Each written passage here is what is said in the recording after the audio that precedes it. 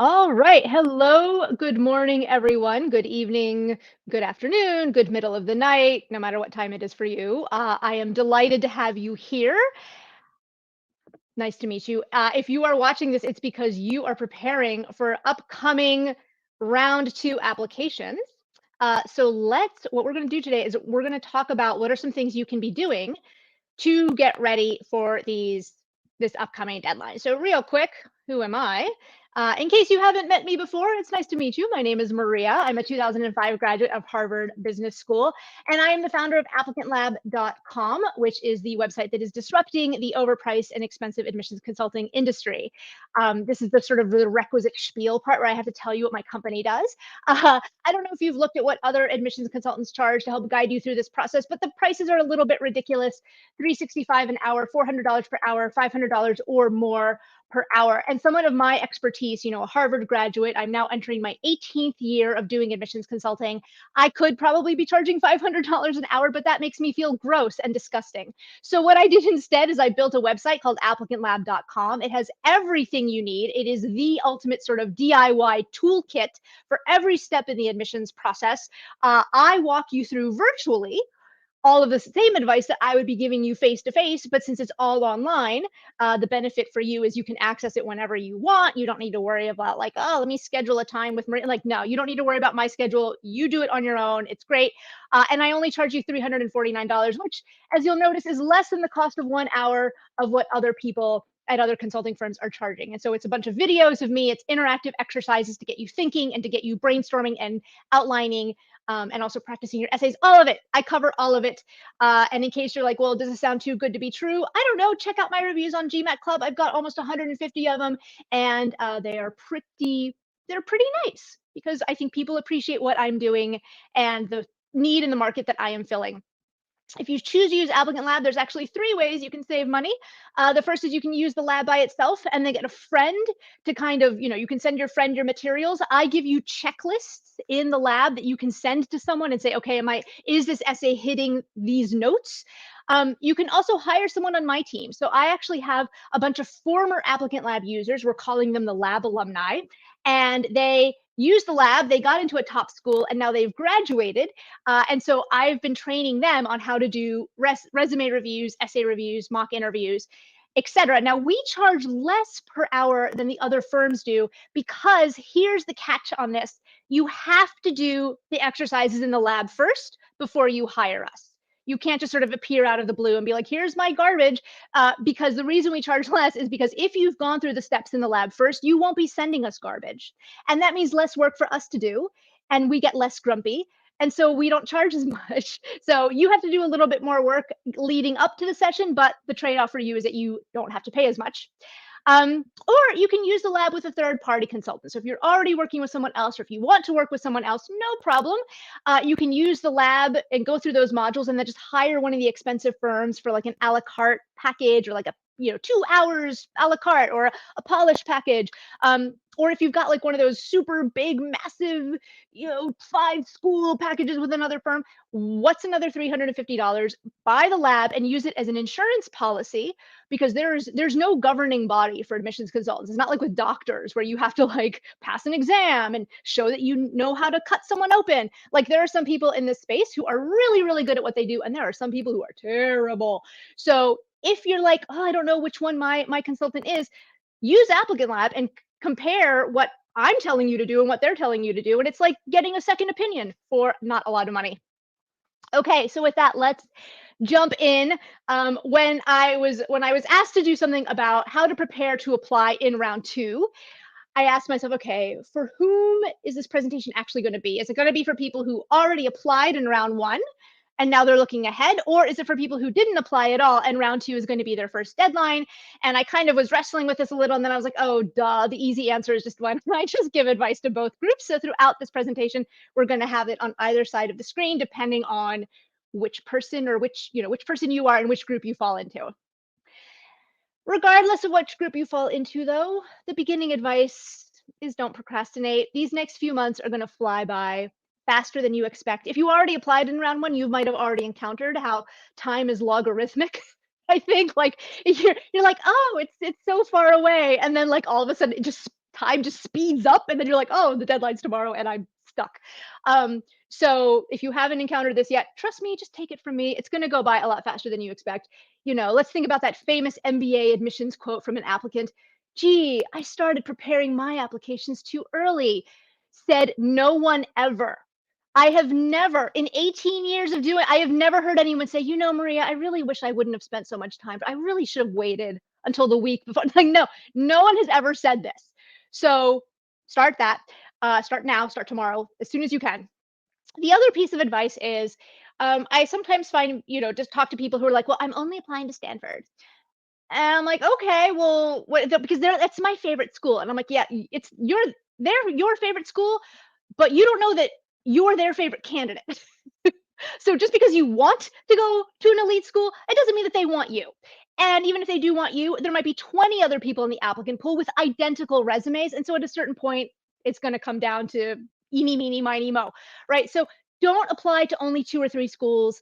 Apply to a wide variety of schools. Now, if you're on the younger side and you're like, I'm okay with being a reapplicant next year, that's fine. But applying to only a few schools, and especially if those few schools are Harvard, Stanford, Wharton, MIT, whatever, it's you're gonna it's I call it an unforced error, right? It's like you're putting yourself in a bad position when you don't have to be.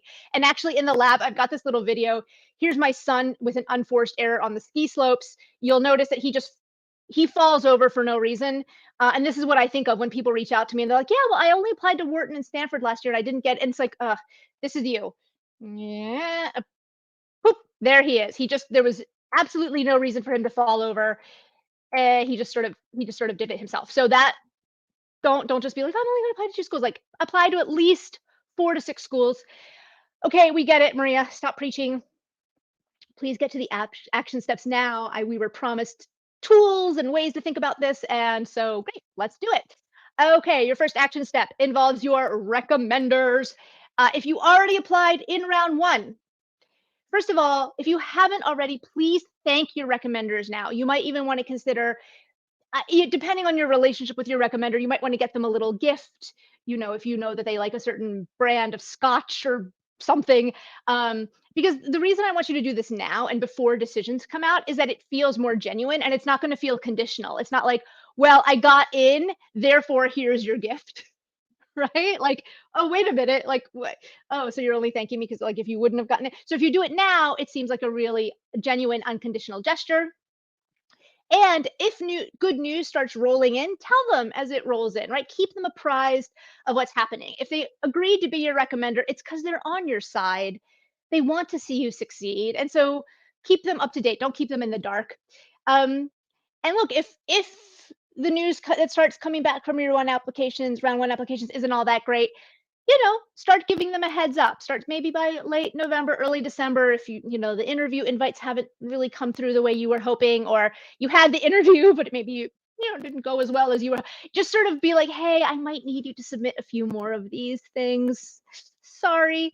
But I don't want you to be like, oh my gosh, the round 2 deadlines they tend to be in the first week of January. So I don't want you to, if the deadline is January 5th, I don't want you to on December 31st, reach out to the recommender, be like, hey, I need 6 more of the, because then most people, one of the weird things about round 2 is that because the deadlines are in early January, most people in many countries and cultures around the world are not working or are not in work mode that last week of December or so, right?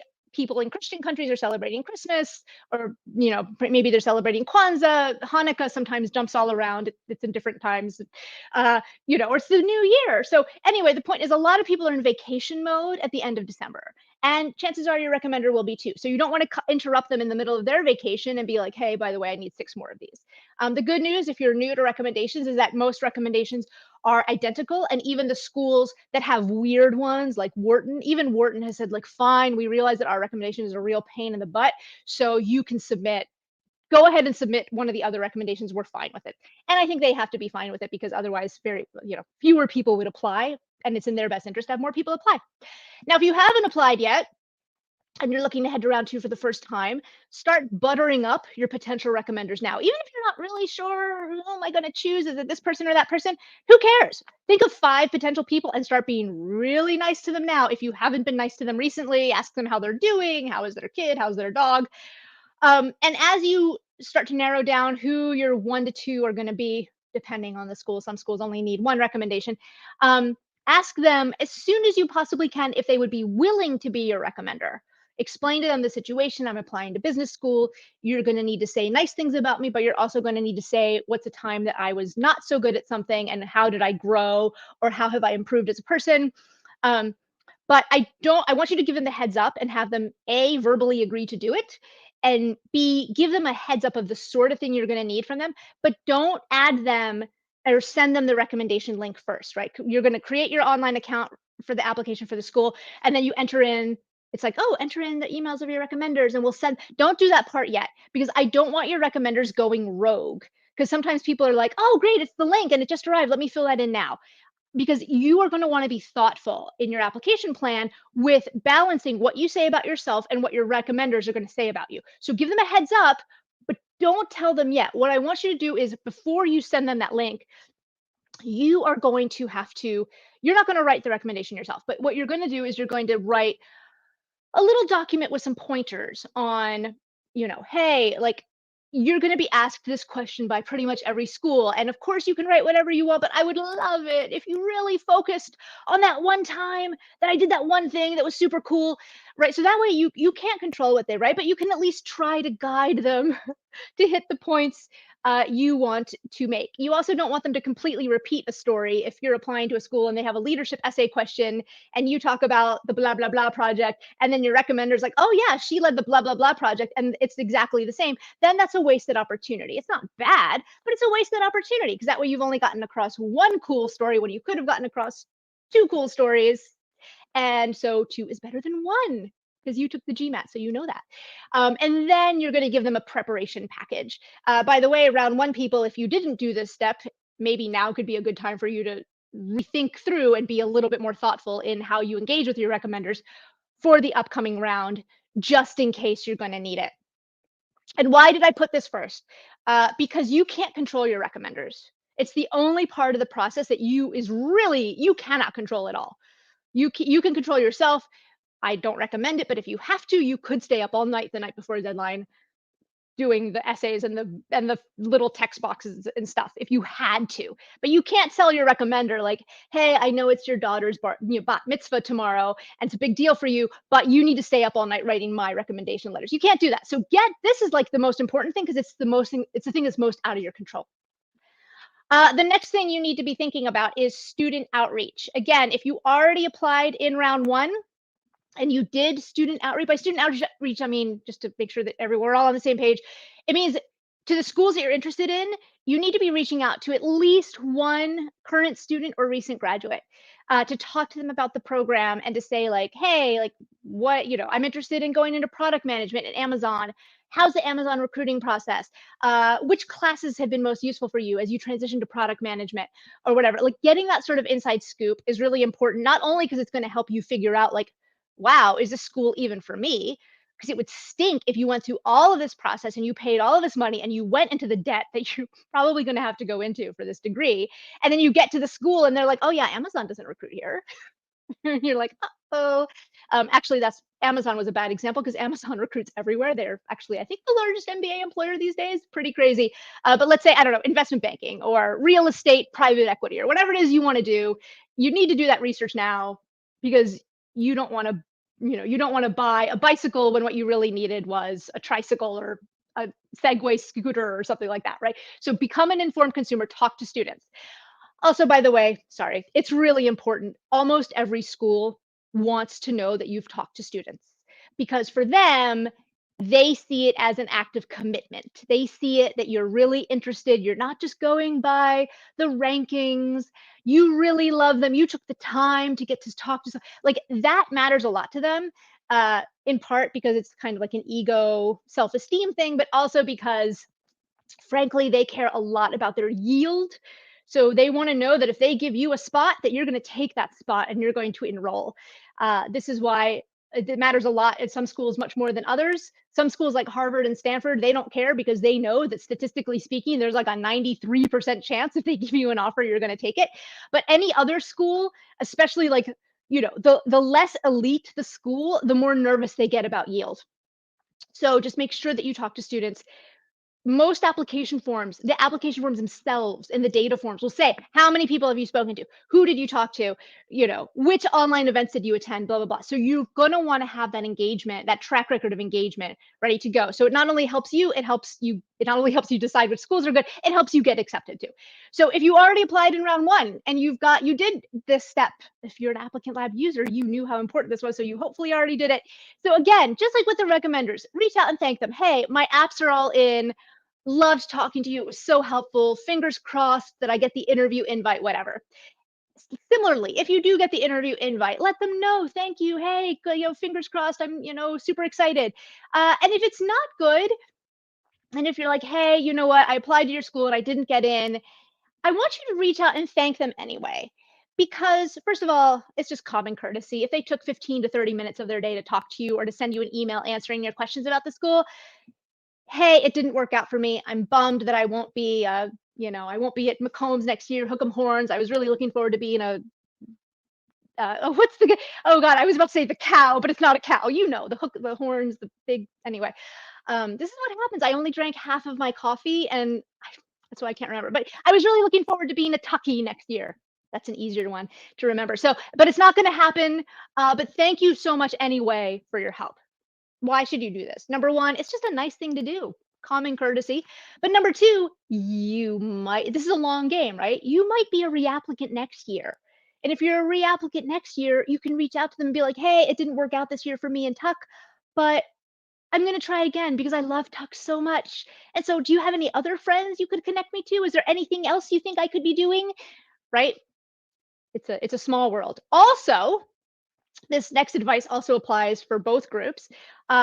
Every potential school, I want you to start reaching out to students. I don't want you to do it willy-nilly. I don't want you to carpet bomb the student directory and send out 1,000 emails. I want you to be very specific. If you only reach out to one person, reach out to people in the professional club of your interest. So if you want to go into real estate club, investment banking, banking club, et cetera, because you're going to want to try to find people whose career paths are their career priorities are most similar to yours. So then that way they can speak, what they have to tell you is a lot more relevant. So if somebody says like, oh yeah, we have a soccer club or a football club, depending on where you are in the world, like, yeah, we play every Saturday. That's cool information to know about a school, but it's not nearly as important as like, oh, actually this class on user design changed my life.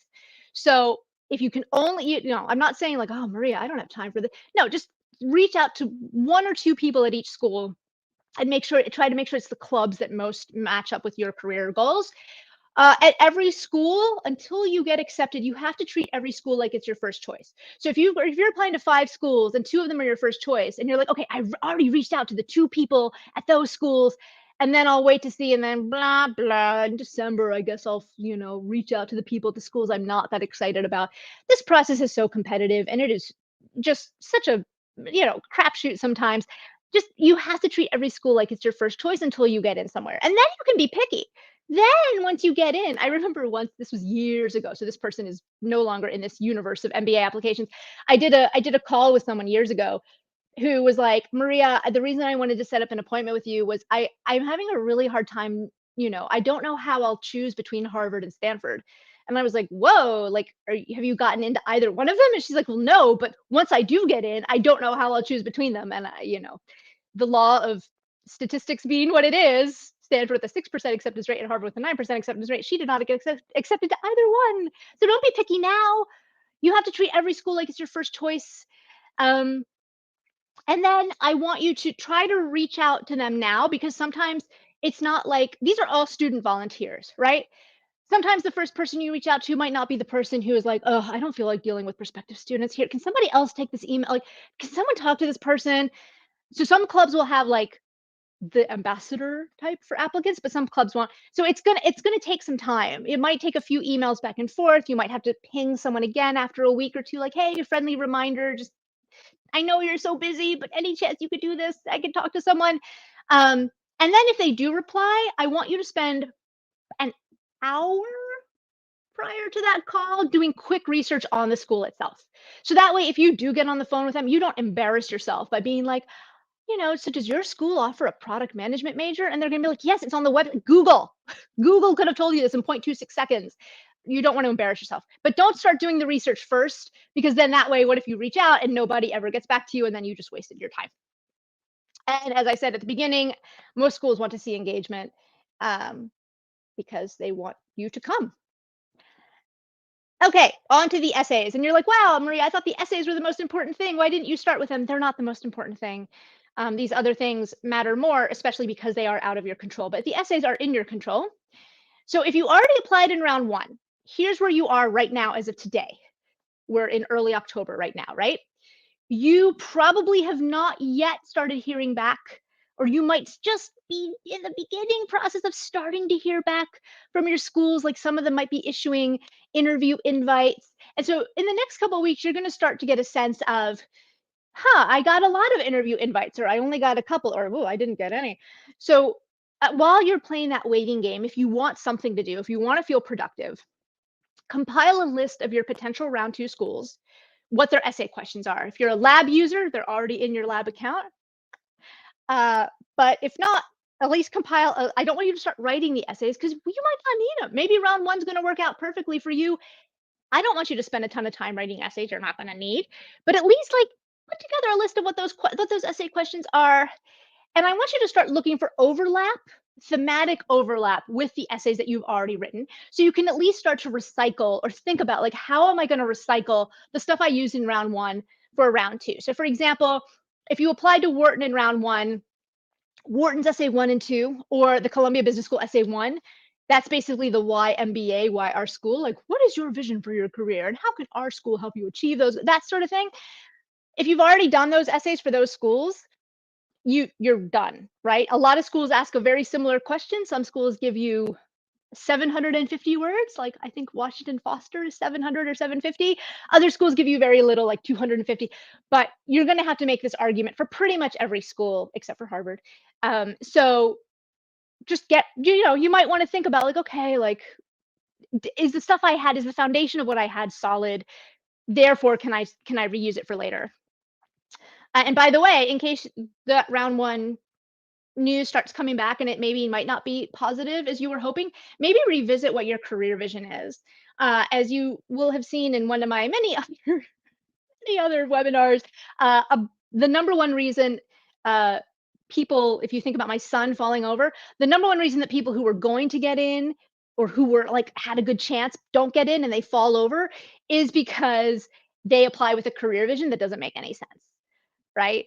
So like, hey, right now I'm a preschool teacher in a poor part of Bangalore, and I want to become a high frequency quantitative hedge fund manager. Like, oh, too big of a jump, right? So just revisit, start to, if the news starts coming back and it's not good news, maybe revisit, like, okay, how realistic was my stuff? In Applicant Lab, this is free. This part is free. I have a little section that's part of the free trial where you can start to, I ask you sort of questions in a little quiz where you can start to think about, okay, was my career vision strong? Or did it make me sound like a crazy person?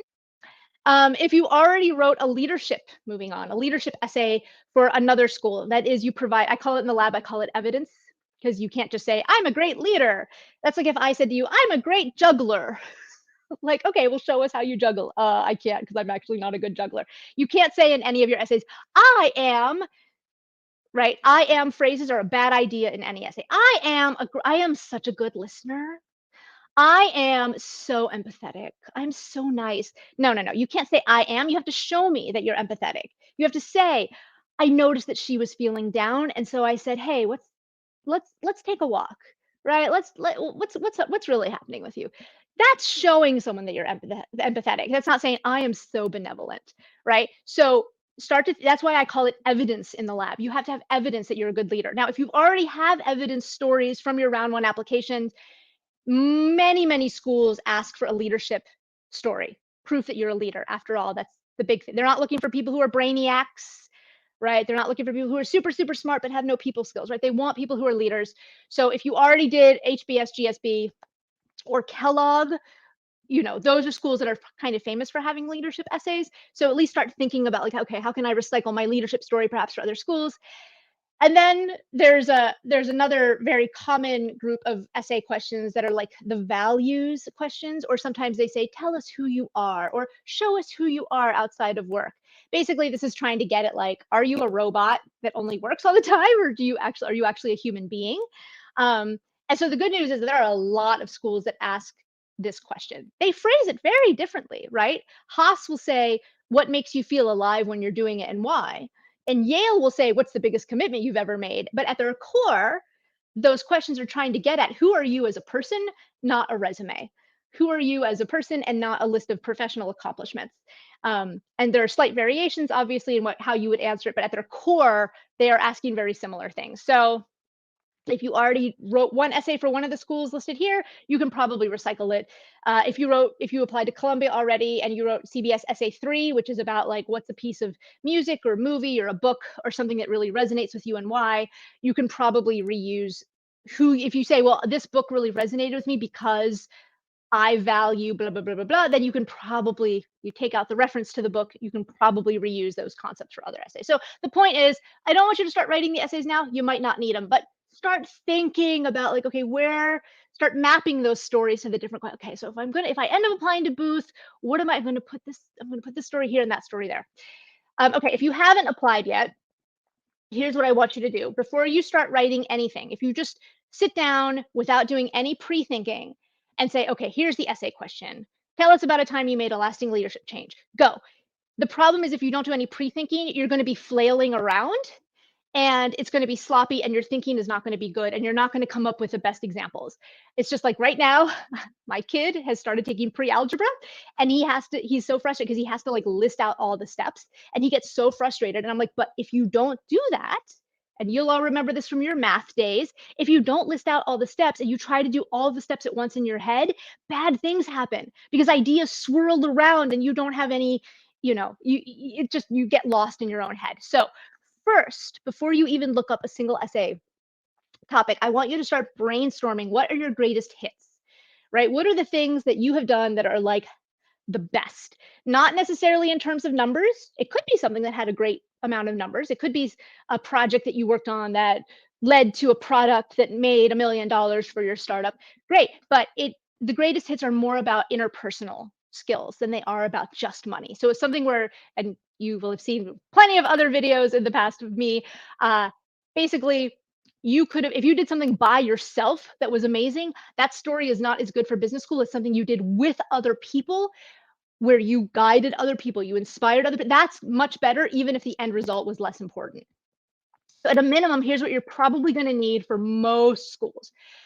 You're going to need at least 2 stories or pieces of evidence that prove that you are going to be successful in your future career and that your current experiences are actually relevant to your future career, right? So if you're a ballerina and you want to become a hedge fund manager, I'm not saying you can't write that story, but you need to prove to me that the skills that you develop by being a ballerina actually apply to hedge funds. They might, right? Maybe the self-discipline involved, I don't know, but you need to start thinking through at least 1 or 2 reasons why that connection, that story makes sense.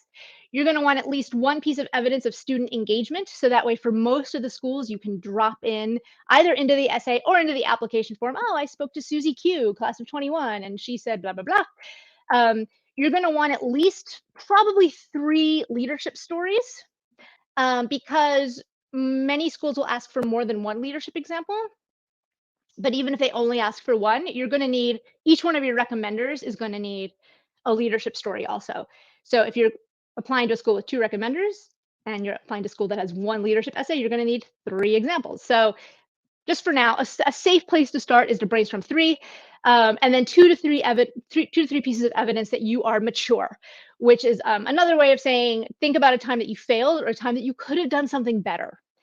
Because at a minimum, recommenders are often asked to say, like, they don't say like, tell us about a time the person failed, because that language is a little harsh, but they say something like, what are some developmental opportunities uh, as opposed to like, tell us about a time this person fell flat on their face. No, admissions committees call it a developmental opportunity, or tell us about a time you gave them constructive feedback after they fell flat on their face.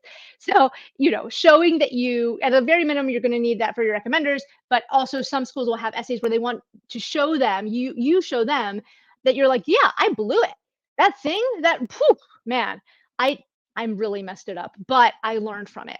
So it sucked in the moment, but I'm glad it happened, right? I often call this the silver lining technique in applicant lab. What's the silver lining that came out of the bad event, right? I got really bad grades at the beginning of college because I didn't know how to manage my time, but the silver lining was that later I got really good at prioritizing, et cetera, et cetera. So this list here should cover you for most, maybe, I don't know, off the top of my head, like the top 20 schools. A lot of schools now are also including diversity questions, or they call it something like inclusion or equity. Or so you also might want to think about, if you're like, oh, but I'm from a country that, only the US is as messed up as it is with race relations, so my country doesn't have that, so what am I going to write? What I would say for that is, for those questions, you might not live in a country that has quite the same racial sins as the United States, but you've probably been in a situation at some point in your life where someone was being ostracized, or someone was being marginalized or pushed to the side, or being felt like they were less, right? Maybe it was a new person that joined your company, and maybe you went to IIT and maybe they didn't. And all the IITsians, I don't know, maybe they were like, ew, like, we're not going to listen to that person's ideas. And you were like, yo, chill. This person has great ideas. Stop being snobs. So that's just one example of a way that, even if you're like, oh man, all these schools are starting to ask diversity questions, what am I going to talk about? It's more about talking about, when has somebody been made to feel less than, or been pushed to the side unfairly? And what did you do to bring them in? What did you do to make that right? So think about that. Don't just dismiss it and be like, well, this doesn't apply to me because we don't have this problem. You know. So if you're like, wow, where could I possibly get help on all of brainstorming these ideas? Oh, if only someone had invented an online toolkit that has all these different pieces of advice for how to think about your strengths and weaknesses. So if you have any weaknesses, you can address them in the optional essay, AG, a low GPA, or if you were ever fired or something like that. The career vision YMBA stuff is going to be valuable for most schools, because most schools have a why our school, why do you want this degree? If only someone could help you brainstorm what those best leadership stories are, and then help guide you through step by step how to write those essays. I know, crazy, right? It's almost like someone should invent something called Applicant Lab. So just a friendly reminder that you can access all of this advice from me for less than the cost of what 1 hour you'd get charged someplace else. Okay, so another thing are the application forms. Do not save the application forms for the last minute. So if the deadline is January 5th at 5 p.m. Eastern, I don't want you logging in at January 5th at 3 p.m. Eastern for the first time to start to fill in the application form. You might think, oh, the application form, what is it? It's like, it's going to ask me for my name and my address and, yeah, my citizenship. No, these application forms normally have, some of them will have like hidden mini essays in them. Many of them will say something like, okay, for the last 3 jobs you've had, for example, explain to us what was a challenge that you faced, what was an opportunity that you faced, what was an accomplishment that you faced. Explain your responsibilities to us. Are you the first in your family to go to college? If so, explain that situation to us. Or were you raised in foster care? Like, there are so many little boxes that you need to fill out. It's not just like, when you apply, I don't know, like when I was in high school, I worked at a Wendy's fast food restaurant. The application form for the Wendy's fast food restaurant was like, what's your name? Are you a criminal? No, good, you're hired. That's not the case with these application forms. These application forms are pretty involved.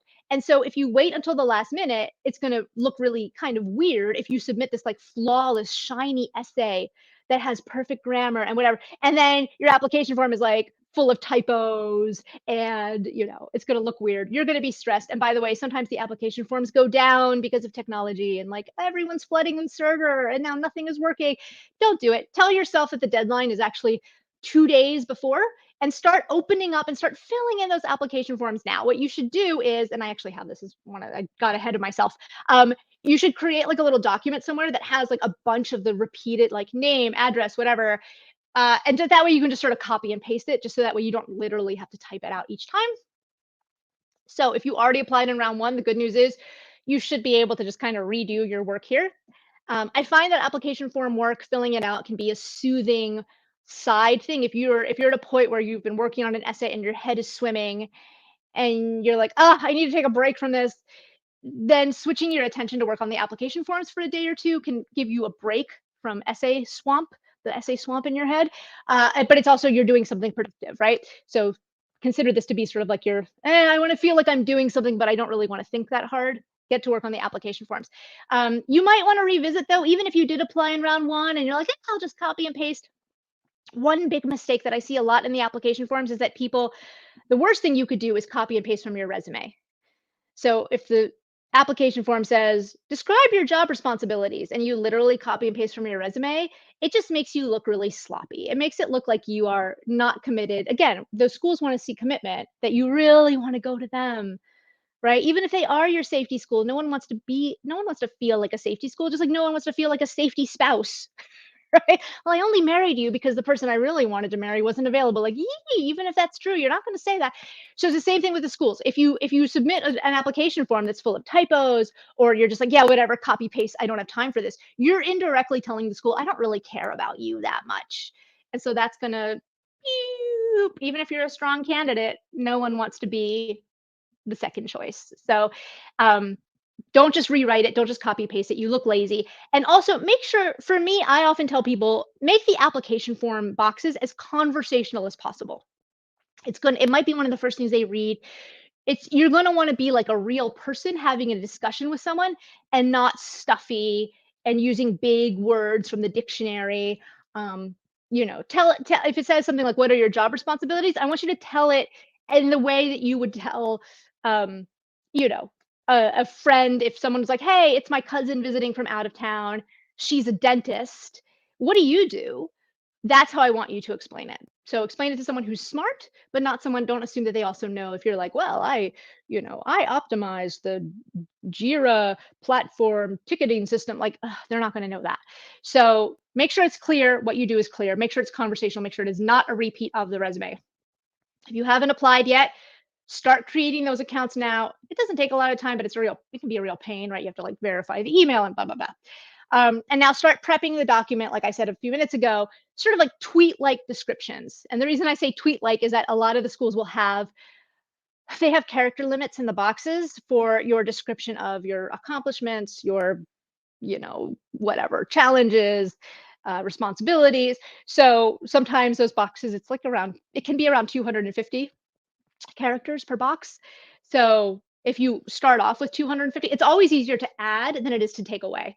So I prefer to have you create, say, 200 character descriptions, and then hallelujah, if there's more space, great, add more. But it's a lot. If you start with 500 characters, then you have to whittle those down to 200. That is a lot of mental energy. So start off with these short descriptions. And so that way you at least have a place to start for a lot of these application forms. And again, please be conversational in tone. If you've seen my other videos, the one with like the guy who's like, there's like a man who's like, there's a pile of like files on his head and he's like falling over. Admissions readers are so overworked. And so, if imagine that it's like 7 o'clock on a Friday and they've already read 150 other applications this week, and they pull up yours and it's like, what are your responsibilities at work? And you're like, verily, I am tasked with managing the erudite. Like, you're gonna be like, would you be excited to read that? No, and they're human too, so why would they be excited to read it? Tell it in a conversational way. I promise, it's better. Okay, so those are the things I can think of that you can start working on now. Uh, if you're watching this in October, so much the better. But even if you're watching this a little bit closer to the deadline, you can at least get started on these things now. And the things that I presented, again, I presented them in order of what I think you should do, because I'm taking, other people, you can't control them. So recommenders first, other students first, and then the rest. Um, there's a lot to do. If you already applied in round one, you know this, but if you didn't, there's a lot to do to apply. But if you break it down into step by step by step, if you say, I'm going to spend half an hour every night, or I'm going to spend, you know, 2 hours every other night, or whatever it is, like, if you just do a little bit at a time, if you chip away at it little by little, you're going to be okay. Other people have done this before. Thousands of people apply to business school every year. You can do it too. If they could do it, you could do it. And then another piece of advice I have is don't sweat the small stuff. So honestly, like your track record of achievement is going to get you in much more than whether or not, you're like, oh, should I use a semicolon in the responsibilities box or a comma, or should I use like a parentheses? Um, that's not whether or not you use the Oxford comma is not going to be the thing that gets you into business school. It's basically they're going to base it on your track record of achievement. Well, so why even do an application? Because the application is how you convey to them that track record of achievement. The application is how you convey to them that you achieved those things in a way that they like. And you didn't achieve those things by being a jerk who like screams at everyone, right? That's why they have an application. But so they're going to judge people based on their achievements, and then how do they achieve those things, hopefully by being a nice person and not screaming. um, so that's going to matter more. Even just last week, was it last week, it was the MIT deadline. So for those of you who don't know, MIT, their essay has to be in the form of a cover letter. It's so stupid, but they like to feel special, so you have to write it in a cover letter. It's an essay, but you just slap cover letter stuff around it. And I was getting emails like, Maria, like for the cover letter format, like, do I put two spaces between, like, do I put my address on the right hand side? Because I found an article that says that my address should go on the right hand side, but your article says that my address should go on the left hand side. Oh my God, it doesn't matter. Like, as long as your cover letter to MIT doesn't say like, hey Donna, what's up girl, you gonna let me into your program or what, XOXO Maria, like as long as you're not like completely blowing it and being totally informal or weird, whether or not you put your address on the right hand side of the page or the left hand side of the page in the header, it's not going to matter. So please don't get stressed out. Don't try to read the tea leaves of like, oh well, if I submitted my application at 11:49 a.m. and someone else submitted their application at 11:52 a.m. but they got the interview invite, and don't do it. You're going to drive yourself nuts. There's a lot less magic happen. There's a lot less, I don't know. Some people think that like these adcoms are like omniscient, and like if somebody who submitted the day after you did, they get the interview invite first before it. People like to read into that stuff. It doesn't mean anything. It could just mean that your reader is behind by a day or two. And maybe maybe they were sick. Maybe they had a headache or something for a day and they couldn't read. So don't try to sweat this stuff. You're going to drive yourself crazy and it's not productive. That having been said, though, I do love the Oxford comma, so I think you should use it. Okay, and then finally, I know this is like, you're like easy for you to say, but really try to keep things in perspective. Applying to business school is a good problem to have. The fact that you are watching this video on an internet enabled device, the fact that if you are, the fact that you speak English, if you are from a country where English is not the native language, that is a sign that you have had a pretty good education, probably better than a lot of other people in your country. So I don't want to call it a first world problem because I don't like that term, but your life is going to be fine if you don't get into business school. The fact that you have a computer and you have internet access and you can read, like you're already doing better than a vast majority of humanity. So go for it, try your best, but also keep things in proportion. This is not life or death. It really is. I know it can feel that way sometimes, but it really isn't. So yeah, so just take a deep breath, go step by step, and best of luck. So that is everything that I have. So now let me stop sharing. Oh, there's like a little thing here. Am I still sharing? I don't know if I'm still sharing. Okay. Oh, my hair is sticking up out of my thing. I should have looked at that when I started. Okay. So now we're going to do questions. How should one plan his, her GMAT GRE test scheduling so as to get enough time to work on the applications? Okay. So this really comes down to you knowing yourself. Know thyself. So some people work better chunking things into distinct groups. So I tend to be one of those people. So for me, like, I knew that if I was trying to write essays and study for the GMAT at the same time, I was going to do both. I was going to switch back and forth between those two tasks, and I was going to half bake both of them.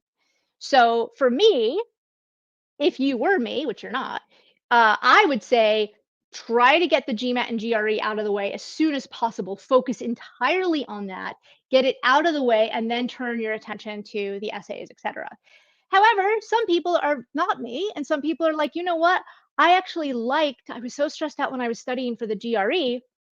I liked having a distraction to think about. I liked jumping in to the lab and doing a couple of minutes of brainstorming here and there. I like jumping into the lab and reading a few minutes of advice on how to approach or recommend. So some people like having jumping between tasks. So a lot of it depends upon you and your individual learning style and work style, etc.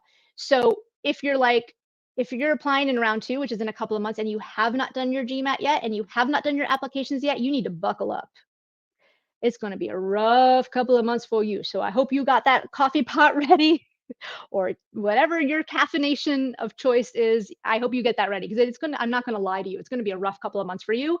I would say this, maybe don't start worrying about your essays first, but those two things that I mentioned at the beginning that are out of your control, the recommenders and reaching out to students, try to get those balls rolling. So that way that stuff is in motion. Because if you then wait, let's say you spend a month, you've got basically 2 months right now, right? October to November. Oh no, you actually have about 3 months. Yeah, it's the coffee. I'm telling you, I didn't have it fully and it's showing. Um, you know, let's say you got 3 months. Let's say you spend 6 weeks on GMAT prep and 6 weeks on your application. I don't want you to save reaching out to recommenders at the 6-week mark because that might not be enough time. So I would do things that are beyond your control, recommenders and other students first. Then I personally would switch entirely to GMAT prep because then if you're like, oh, I didn't do very well, I could have done better, but I didn't do very well, you're just going to end up having to retake it and reapply anyway. So if you do poorly, right? So you might as well focus, if you learn and work like I do, you might as well focus all of your attention on the GMAT and then switch to the things you can control, like the essays, etc. Okay. Will your advice differ at any point for someone applying to MIM round two instead of applying to MBA round two? I don't think so. DIY everything. It's the MIM applications are very similar, right? You still have to take an admissions test. You usually for MIMs, the essays are not as, it tends to be like a why do you want this degree? Why our school essay? Maybe a leadership essay, but it's not quite as rigorous or demanding. So I don't know that I would change anything. No, I think you should still, and worst case, let's say I light a fire under you on today's session and you go and you do all of this stuff and you're like a month from now, you're like twiddling your thumbs because you're like, oh man, I did all the stuff now. Again, no one ever is like, man, I wish I would have spent less time on my application. Worst case, if I light a fire under you and you get going and you finish a month early, great. Submit a month early and enjoy the rest of your December. But aside from that, I don't think I would change anything. Now, if you think of something DIY everything and you're like, no, no, no, this is what I meant, then maybe re-ask a question and I'll get what you mean. But I think I missed it.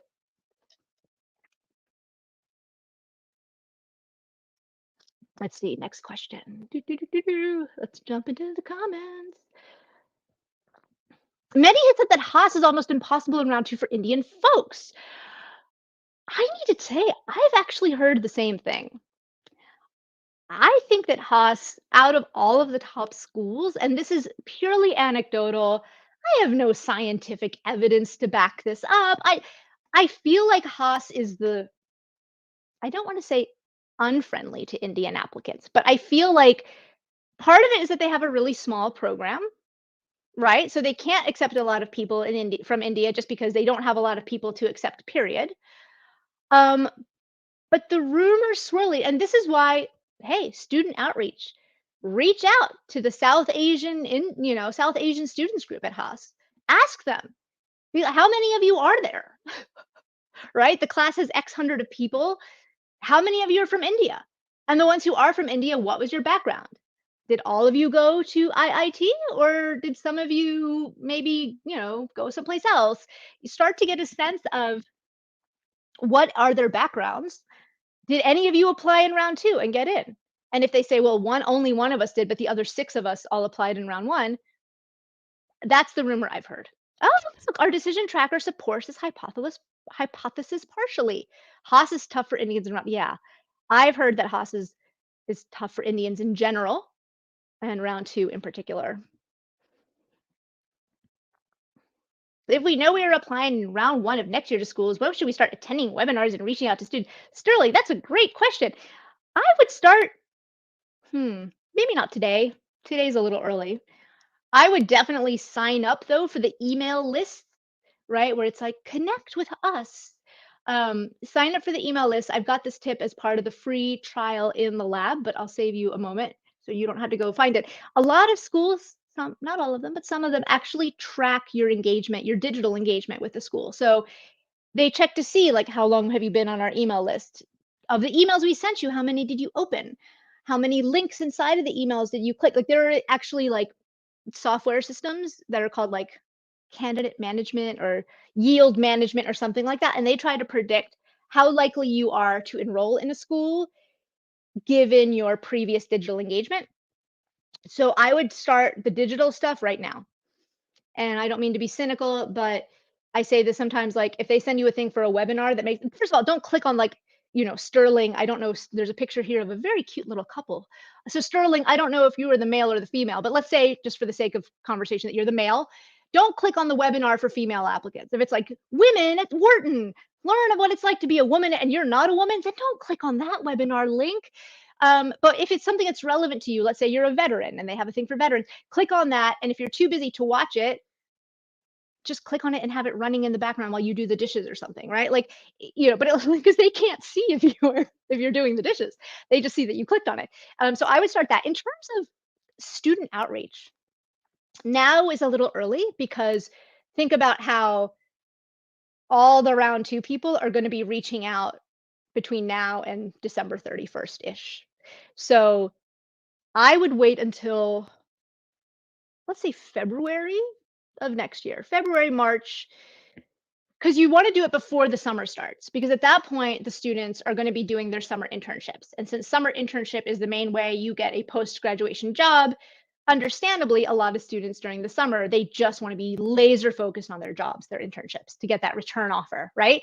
So I would try to reach out after the round two avalanche so they don't feel overwhelmed, but before they leave for the summer internship, so that way they feel like they're not thinking about trying to get that job. But never again, no one ever said, "Oh, I started too early." Do people with 10 years of work experience have more disadvantage in round two as compared to round one? So Rama, I think people with 10 years of work experience have more of a disadvantage, period. Um, I mean, look, round two is harder in general, not because of anything, just because more seats have already been taken. So if a school has 200 seats to give out, they've probably already filled 100 of them. So just the law of, I don't know what mathematical law this would be, but the fact that there are 50% fewer seats now just means it's harder for most people. The good news is that a lot of the more non-traditional applicants tend to apply in round two. So the non-traditional applicants who apply in round one will sometimes be waitlisted until round two. But if I don't know, now I'm trying to remember if I've ever done a webinar specifically on people who are on the older side or younger side. People with 10 or more years of experience are just going to have a disadvantage in general. If you are applying to a full-time program, and I'm not saying it's impossible, it absolutely happens. You just may need to be a little bit less picky about the schools that you apply to. I don't mean to say student outreach. I know you're like, student outreach. Let me guess, she's going to say student outreach. Oh, Maria, we can predict everything. Student outreach, man. Look on LinkedIn, try to find current students, see how many years of experience they have. If there's like a parents club, here's a little hack to try to find the older students, because otherwise, how will you know who's older? If the club has like a parents club or a partners club, those are for people who are already married or are partnered in some way and who may have children. So those people are more likely to be older than the other students. So maybe reach out to them. Maybe they have more of a perspective. I'm not going to rehash all of the reasons why people with more than 10 years of experience have a tougher time. But in a nutshell, it's, the recruiters may not want to hire someone for the post MBA roles only because the recruiters for post MBA roles are looking for little robots who will obediently work 100 hours a week and not complain. And as we get older, we don't put up with that. And so the recruiters know that, and so they're like, "Well, why am I going to offer Maria a job? Because if I tell her to work on Sunday, she's going to tell me to go do something to myself that's not very pleasant." So it's partially that. It's also partially like, think about it, Rama. Do you really want to be in a room full of 26-year-olds? Let's say you're 36 and you have had a successful career and you are managing others and you are leading teams, and you get into a business school classroom with 26-year-olds and they raise their hands and they're like, "Well, I've never actually led anything, but I think if I did, here's what I think I would do." How much are you going to learn from those kids? You're not going to learn anything. You're going to be the one teaching them, but you're not going to necessarily learn a whole lot. So they're not just doing it to be mean or ageist or snobby. It's because they also want you to get as much as you can out of the program. And older candidates, or more seasoned candidates, as I like to call them, you're not going to get as much from an MBA program if you're surrounded by people who have a lot less experience than you do. And you're going to be kind of upset that you're spending all this money to be in a class with people that you're going to view as kids. Um, okay, moving on next. What's the likelihood if you're 32 to 33, EMBA or full MBA? Hector, I like your little picture. It's nice. It's very soothing. Um, so so just to be clear, just super quick, it's not about your chronological age, it's more about your years of experience. So for example, sometimes people are in the military for several years. So they're applying at age 32, but they were in the military for 5 years and then they started working, or they were getting a PhD or an MD degree. And so today they are research scientists, but they only have 4 years of work experience, even though they're 32. So just off the bat, but let's assume that you're talking about someone age 32 to 33 who has 10 years of experience.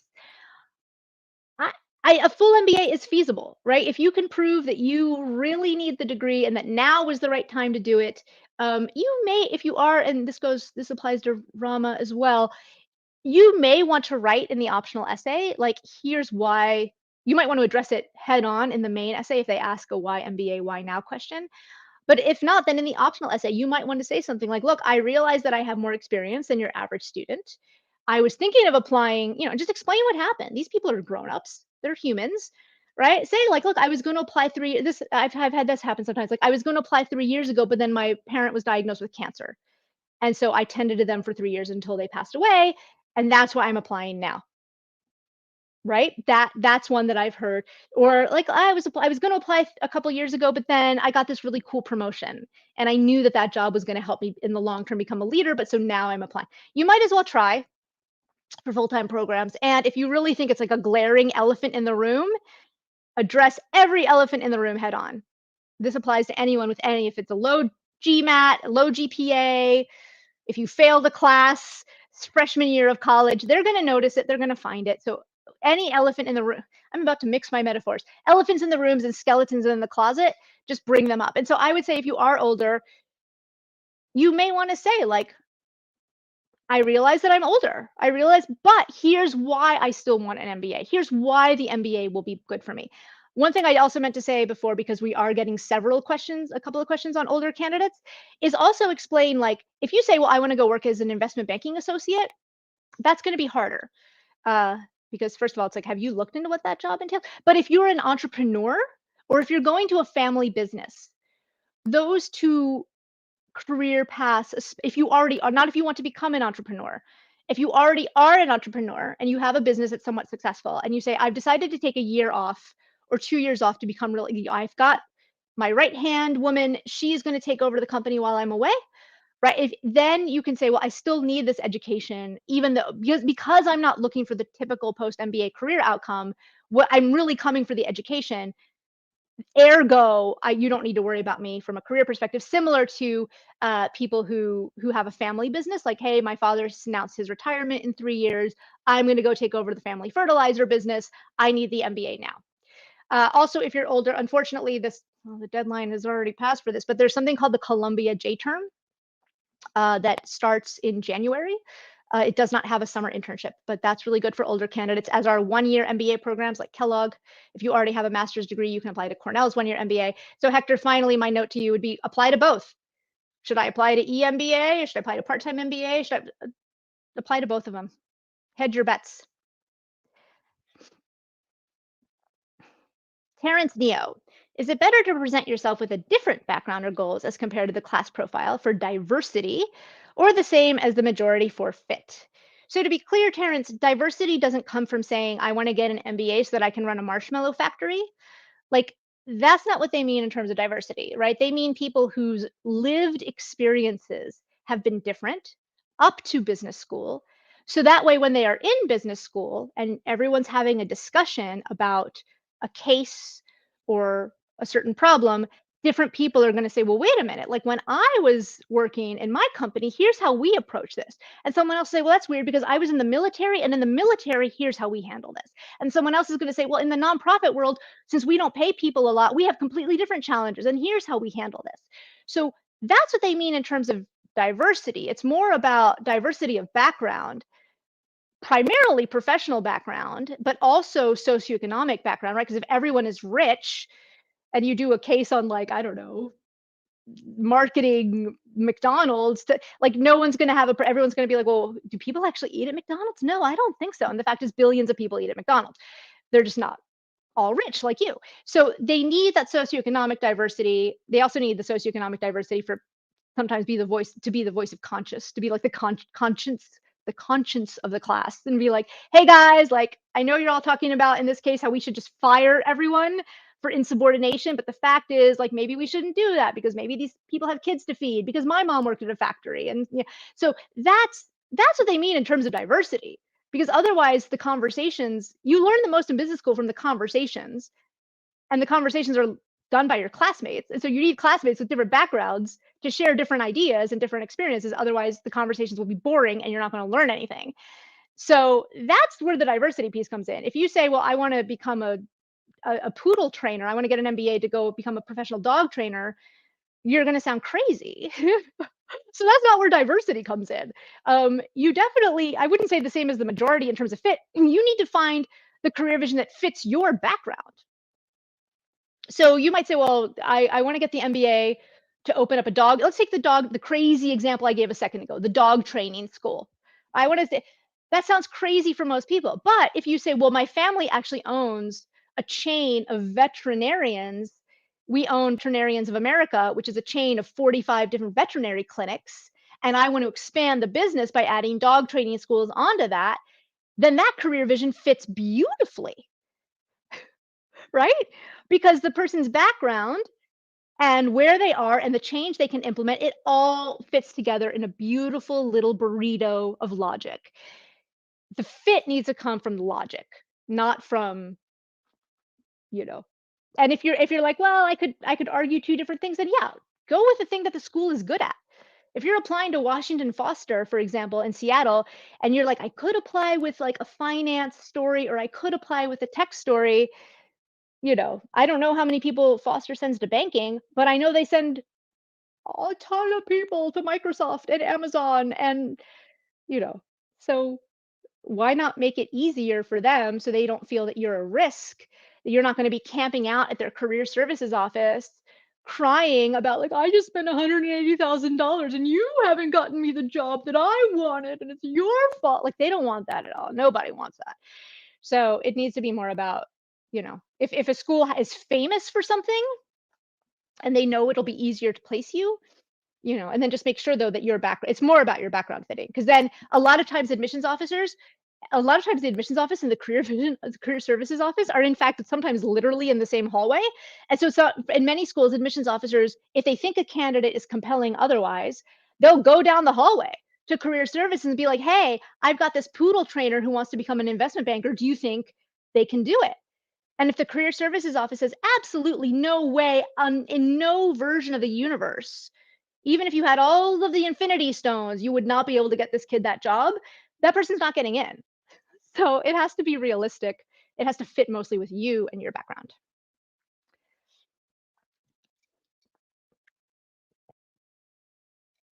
All right, sorry, I had to take a little, been talking a long time. Okay, Kaplan. Maria, does an Indian male with an undergraduate from a US university be placed in a slightly different bucket than one with a degree from India?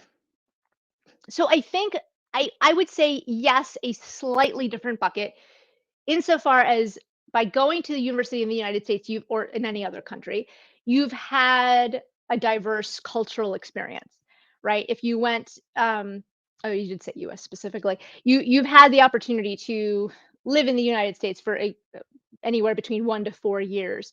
Oh, you said undergrad too. Yeah. Okay. Sorry. I'm like trying to think of like there are also people who do 1 year graduate programs in the UK. Okay. So yeah, undergrad from the US, you've had 4 years to live in the US. You've gotten that cultural experience, that cultural diversity. I would assume that your level of English is probably more fluent than that of some of your peers. So in that case, take advantage of the schools in particular that offer video, those pre-recorded video interviews as part of the application process. I'm thinking Kellogg, I'm thinking Rotman in Canada, I'm thinking Yale. So as part of the application process, some of the schools will be like, okay, you've submitted your essays. Now you need to log in and we're going to give you 3 questions and you have to turn on your webcam and you've got 30 seconds to think of your answer and you've got 60 seconds to give us your answer. Go. And you're going to, and again, I don't want to make assumptions, but if your level of English is stronger than that, let's say you have an identical resume, like you're a product manager at Flipkart and there's another product manager at Flipkart. If your level of English is more fluent, therefore it's not because, again, not because of snobbery, but because therefore in class there's no concern that you'll be able to express yourself. There's no concern that you'll be able to share, you know, your experiences with others. Then I think you'll do better in those programs. But I wouldn't say like somebody who went to IIT and is now working for Bain Capital in private equity versus someone who went to University of Michigan or whatever. Anyway, I just randomly picked up school and is now like a QA manager at a cell phone company, just testing handsets. The person, you know what I mean? Like it's the professional experience that matters, and the professional accomplishments that matter more. But it's certainly not going to hurt. Start your applicant lab trial today. I agree. All right. Bhupendra wants to know, what do the schools mean when they say they don't differentiate between round one and round two? And if it's, I guess you meant established that the odds would hurt it if applying to round two, especially top 10. So the schools, when they say they don't differentiate between round one and round two, we actually, GMAT Club, we just did a huge, right? There's one with Diana Economy from Michigan Ross, who is an absolute rock star. I love all of my admissions officers equally, but Diana has a special place in my heart. And Diana was pretty honest about this, where she said, like, yeah, round one versus round two, it's the same. It's the same in terms of the same criteria are being applied. But the applicants themselves are different between round one and round two. And it's become this self-fulfilling prophecy over the years where people have heard that round one is better than round two. So the most competitive applicants, especially those from management consulting, finance, and increasingly Indian tech candidates, Indian engineering candidates, they say, okay, if round one is better than round two, I'm going to apply in round one. Therefore, most management consultants, for example, apply in round one. So now, admissions officers, being the rational human beings that they are, if they say, okay, we know that we're going to get 85% of our management consultants applying in round one, we're going to give out 85% of our spots to management consultants in round one, just because that's when we know they're applying. I think in my that same video, I made the analogy of, and I don't know if this analogy holds up across different countries, but I made the analogy of like peach season versus apple season, right? So if you want to make a pie and you're like, I want to make 2 pies, I want to make a peach pie and an apple pie. And peaches are in season in July and apples are in season in October. You're not going to go shopping for apples when they're not in season. If you know that the peaches are going to be good in July, that's when you're going to buy your peaches for the peach pie. So they're trying to bake a pie of different backgrounds. That's not working. But the point is, like, if they know that, okay, all of our management consultants, all of our private equity people, all of our hedge fund managers, they're all applying in round one, they're going to be more likely to take the people in round one from that group. So they don't differentiate in a formal way. But more of those spots from those hyper competitive groups are probably more likely to be taken in round two versus round one. The other thing I would say is I don't think the schools do this on purpose with malice, but anything is possible. If you think about how are schools judged, the number one way, if you've been like me and you've been in this space for over almost now going on 2 decades, you know which schools are really good, blah, blah, blah. But the average applicant goes by the rankings. They're entering this process fresh. They look at the rankings. And one of the things that the rankings or anything, whenever anyone talks about the eliteness of a school or how hard it is to get into a school, the acceptance rate is one of the main metrics that's thrown around, right? Most people know that in a typical year, this past couple years have not been typical, but in an average year, Stanford has a 6% acceptance rate. In an average year, Harvard has a 10% acceptance rate. If Stanford were to go out and tell people, look, most of you don't have a shot, you don't have a snowball's chance in a desert. You know what I mean? Like an ice cream cone in a desert has a better chance of getting into Stanford than you do. If they were realistic with people and they said, look, most of you aren't even close to being, then what would happen? A lot fewer, many, many fewer people would apply. And so their acceptance rate would go up. And so then they're not going to look as elite, right? Think about it. It's like if everyone owned a Louis Vuitton handbag, it suddenly becomes less elite to have one. So I believe that schools, perhaps consciously, perhaps unconsciously, they tell everyone to apply because the more people apply, the lower their acceptance rate is going to look, the more elite they're going to look. So that's just my take on it. That's a little cynical, I know, but I mean, look, if you didn't apply round one and you're like, oh God, should I wait until next round one? No, you might as well apply now. If you're ready to apply now, you might, because first of all, they don't give out all of the spots in round one. It's not impossible. There are 2 rounds for a reason. Um, and it's just like with the people who have over 10 years of experience, look, plenty of people with over 10 years of experience get in, plenty of people get in round two. It's harder. And then what's the worst thing that happens? You end up reapplying next year for round one anyway. So if it's a question of like, should I wait until next round one? No, if you're ready to apply now, apply now. Worst thing that happens is you don't get in. So then 6 months from now, or well, six months from December. So next summer, you end up applying in round one as a reapplicant anyway. And that way you're showing continued commitment to the school, blah, blah, blah. So, I don't want to discourage you, but I'm also not doing you any favors. If I'm like, yes, it's equally easy. It's not, I don't think. Vikas is asking if a person has 5.5 years of work experience and a GMAT score of 750, but the GPA is low in one particular subject, how much will the GPA matter since the GMAT score is high? So Vikas, great point. It's a balance beam. So for academics, think of it as a balance beam or a seesaw, more like a seesaw is what I meant.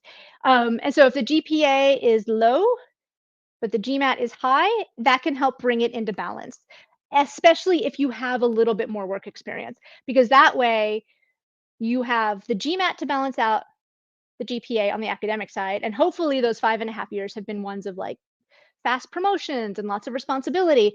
And so you have that leadership stuff to also balance out the lower GPA.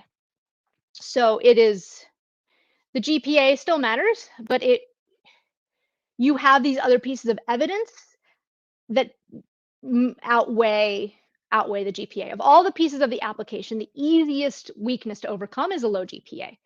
Not easy, but easiest, because precisely solid GMAT score and hopefully solid track record at work. So, and then that's why every school has something called the optional essay, where you say, look, I blew it. I didn't do well in this class. I should have studied harder. Here are the mistakes I made, but here's what I learned from it. And now I'm a stronger person as a result. And you don't need to worry about me flunking out of your difficult program. That's right. HBS is releasing round one interview invites in a few minutes. Any interview advice to those who get invites today? So the HBS interview is unlike pretty much any other business school's interview.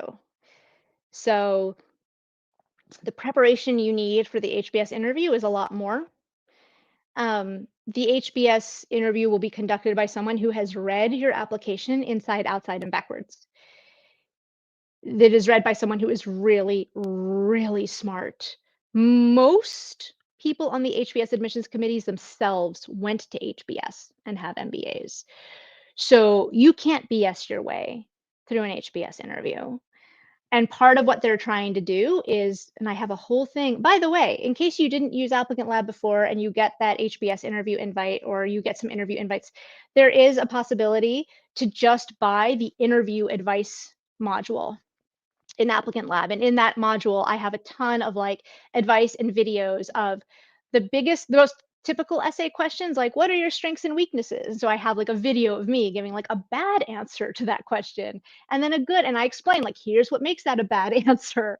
Here's what makes this a good answer. So I have like, if you've enjoyed my teaching style right now, I have sign up for the interview portion of the lab by itself.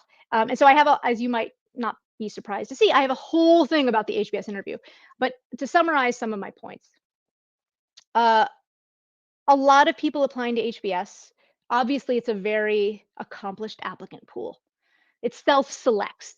So most people who are like, oh, my job, I'm only, and I don't mean to like throw buckets of cold water on QA people, but if you're a if you're a software engineer, even you have to acknowledge that the people like the bottom of the totem pole, it goes from like CTO to head of product to product manager, right? So if you're low on the hierarchy in whatever your job is, you're probably not applying to Harvard because hopefully you have enough self awareness to say, probably not going to get in. But there are a lot of really accomplished people in that applicant pool. Some people ill-advised. These are not people who used Applicant Lab for their essays. Some people might be tempted to exaggerate their accomplishments in their HBS essay. They think they get away with it. They think it's not completely obvious when they're doing it, but I can tell. And so sometimes the HBS interview, for example, something that would not happen in another school's interview that would absolutely happen in an HBS interview is, for example, so you wrote in your essay that you convinced the CEO to do blah, blah, blah. But actually, 2 months prior, the CEO had publicly announced that they were never. So, how did you do that again? And are you usually in meetings with the CEO? And because, we call your recommender, because that's the other thing is that some schools and HBS in particular, if somebody is like really good and they have a really great interview, they'll call the recommender or email the recommender and be like, hey, this person said that they convinced the CEO of your company. Is that true? So be aware of the fact that they're looking out, they want to get a sense of your leadership style and all that stuff. They're also looking out there for times you may have BS'd. So if you say something like, in your 500 character blurb that you get in the application about your career vision, if you say something like, what I really want to work in more than anything is automobiles, the AI automotive industry. Great. So who's your favorite company in the AI automotive industry? Tesla? Interesting, because didn't Tesla have a thing last week where somebody was killed, a pedestrian was killed? How would you respond if you're Elon Musk? Don't you think that it's irresponsible to have AI self-driving cars in a world where there are pedestrians? Like, you have to be ready to get grilled. Anything in your application is fodder for being grilled. And so now HBS has this reputation of being mean in the interview. But part of it is because so many people try to BS their way through. And it's up to them to try to catch those liars. And every applicant should be relieved to hear that, right? Isn't it a relief to you to know that someone who might have exaggerated on their essay, they're likely to get caught? That should be a relief to all people with integrity everywhere. And so that's one reason. And then the other reason is HBS's primary pedagogy is the case method. So I said earlier that in every business school, you're going to learn from your classmates. At HBS, almost virtually all of the learning comes from your classmates. And you're not going to have a discussion where you learn a lot if everyone in the room agrees, right? The cases are intentionally, they leave out information. They're ambiguous on purpose. There's a lot of disagreement happening between classmates in the HBS classroom. So they also want to see, how do you respond to being questioned? How do you respond to being maybe put down a little? How do you respond when someone disagrees with you? And it doesn't just disagrees with you vehemently. Do you break down crying? Do you say, hey, here's what I think about you, lady. You need to shut up. Like, how do you respond to that? Because if you don't respond well, you're probably not a good fit for our particular classroom. So that's what I would say for the HBS interview versus other interviews. Read through your application with a fine-tooth comb. Anything in there is fair game. If you listed somewhere on your resume that French cooking is one of your hobbies, it is absolutely fair game for me to say, "Oh, you listed French cooking as one of your hobbies. So at what temperature should I cook a chicken cordon bleu?" Right? That is like a perfect that is fair because you're the one who put it. You put that you great. So how do I make a bechamel sauce? What's the first step I should take when I'm making a croissant? Right? Anything there is fair game for you to be grilled on. You might not be. You might have a perfectly happy, but I'd rather have you over prepare for the HBS interview than under prepare. So, figuring out another one that's very common is how well do you know your own industry? And I promise, oh, sorry, I was like, I promise I'm moving on to the next question soon, but then you just put up the same old question so I can keep talking about this. Yay.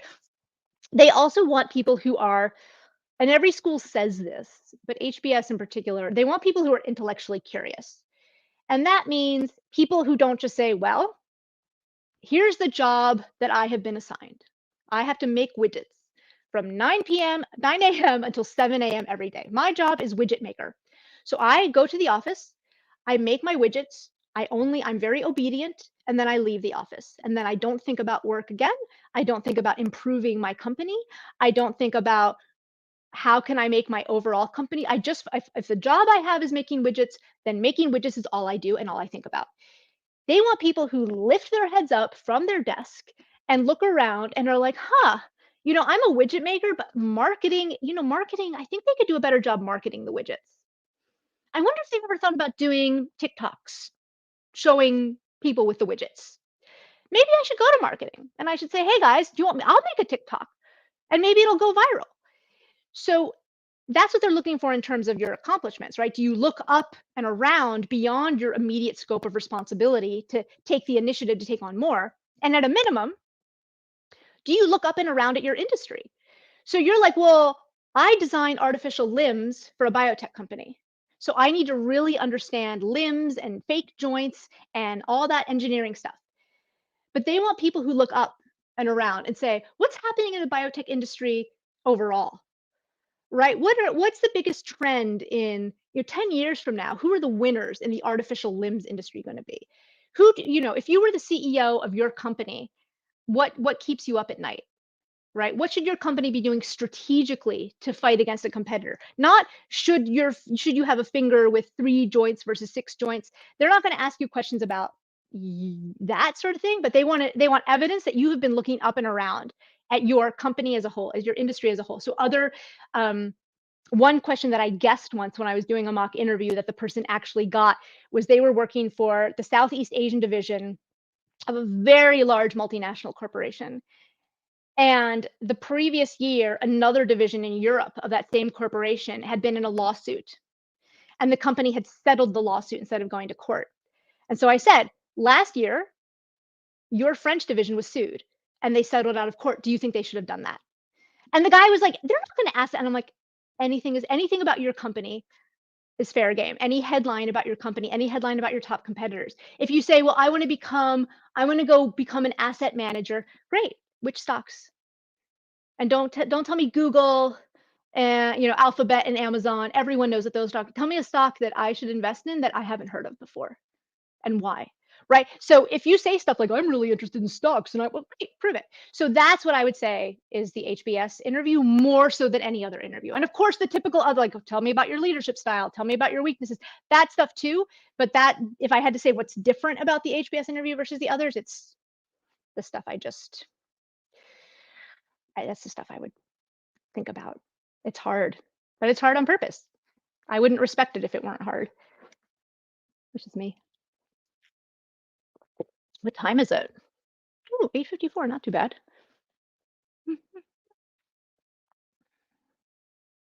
Okay, Dania wants to know, what about career gaps? How long is considered too long? What would be considered justified reasons for a break and how to put them across? So Dania, most schools in the application form itself, remember how I said at the beginning, like there's a million little different boxes you need to fill out. Most schools have a question that goes something like this in the application form. At any point after graduating from college, have you been unemployed for 3 months or more? If so, explain why. So basically, it's a career gap after you graduated from college. Usually it's 3 months or more. Some might say 4 months or more. But if you have a career gap, let's say you had 2 months off, you started one job 2 months after you ended the other one, and you spent a couple of months just, like, sitting on the beach, backpacking through Europe in pre-COVID days, that's you don't need to explain that. That's fine, right? I quit my job in September, I started my new job in December, took a couple months off to relax, no one cares. But if it was more than 3 months, then now we're talking like, okay, so that you will have to explain, why did you leave your current job? What have you been doing in the meantime? And so, what have you been doing in the meantime should be something productive, right? Because stuff happens, bad things happen to everyone. Layoffs happen, people get fired, people get reorganized, divisions shut down, divisions move to another country, right? Good people lose jobs.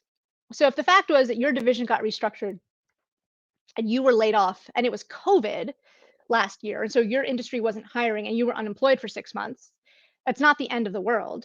But you have to there's a difference between someone who was fired and who sits on their couch and binge watches Netflix for 6 months, versus someone who was fired and was unemployed for 6 months, but spent that time volunteering in their local community, and spent that time mentoring young people, and spent that time, you know, if they wanna have a career switch, uh, networking to try to find information about their future intent, right? So, they wanna see that you've been doing things that were, you know, somewhat productive, ideally something that was also not just self-centered.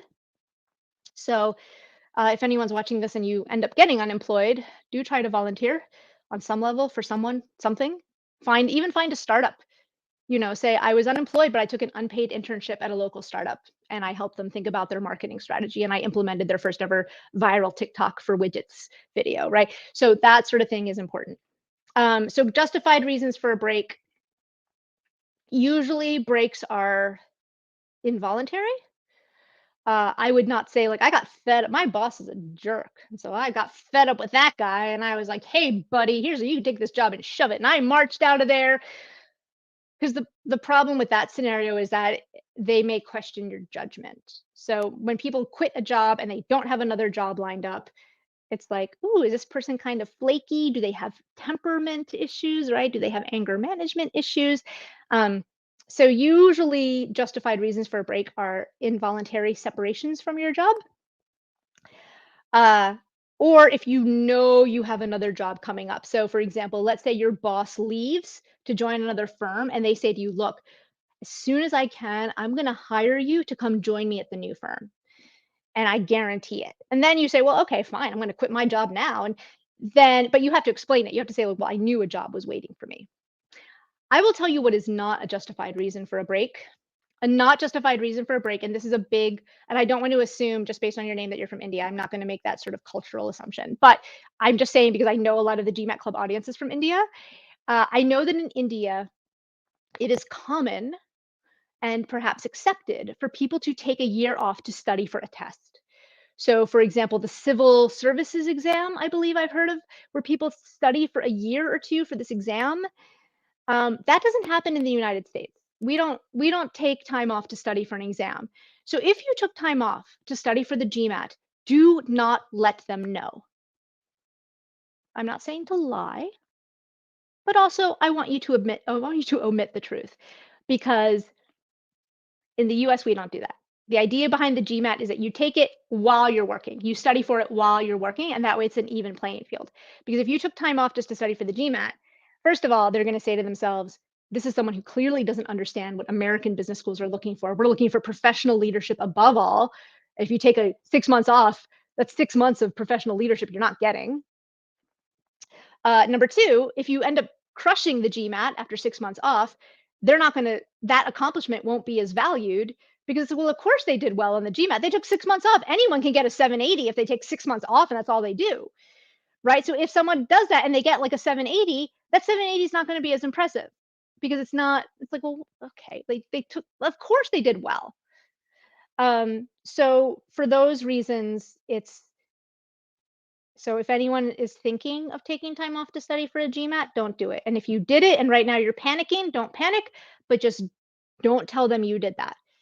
And instead focus on any help you've been given with COVID, so a lot of people lost their jobs because of COVID, but the silver lining is that a lot of people had opportunities to try to help nonprofits due to COVID, for example. So, and if you're applying in round two, because that's our topic of our webinar right now, you have, and this is right now you're unemployed. Now's your chance. Go find that startup. I'm not saying go work at a soup kitchen because a lot of people do like the soup kitchen thing or the tutoring thing, but I think one of the most impactful things you could do with this time is try to find a startup, something that is related to your future career vision. So then that way you say, look, I was unemployed. I didn't have a job, but I know that one day I want to work in e-commerce. So I found an e-commerce startup that has 3 people and they didn't have anyone running their finances. And so I know finance. And so I was like, let me organize your books. Let me build a P&L. Right. That sort of thing would be a very impactful thing to do. Or taking an unpaid internship is, something like that, that at least shows that you're making steps towards your goals. You were thrown a curveball, you were thrown something negative, but you said, okay, I'm going to make the most of this. I don't have a paid job, but maybe I can take an unpaid job. And maybe that unpaid job starts moving me towards this career vision. And the MBA also moves me towards the career vision. So that way, again, if we think about the pieces fitting together very nicely and logically, that's what I would spend my time doing, at least part of my time doing if I were unemployed right now.